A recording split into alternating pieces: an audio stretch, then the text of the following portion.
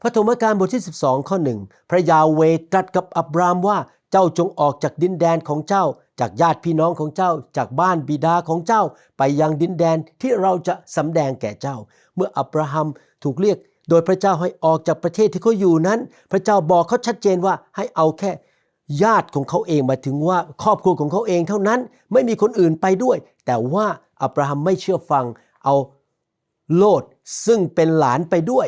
และไม่ช้าไม่นานก็เกิดการทะเลาะกันระหว่างคนงานของอับราฮัมและคนงานของโลดและเขาก็ต้องแยกไปและโลดก็ไปเอาที่ดินที่ดีกว่า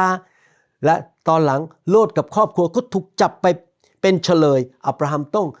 ใช้เงินใช้เวลาเสี่ยงกับความปลอดภัยที่จะไปกู้โลดออกมาจากการถูกจับไปเขาต้องพบปัญหามากมายเขาคงไม่ต้องพบปัญหาเหล่านั้นถ้าเขานั้นไม่ได้เอาโลดไปด้วยบางครั้งความยากลำบากเข้ามาในชีวิตของเราเพราะว่าเราไม่เชื่อฟังพระเจ้าที่จะเดินจากไปจากคนบางคนในชีวิตของเราที่สร้างปัญหาให้แก่เราเราควรจะเชื่อฟังพระวิญญาณบริสุทธิ์และเราควรที่จะทำตามที่พระเจ้าทรงตรัสและบอกเรา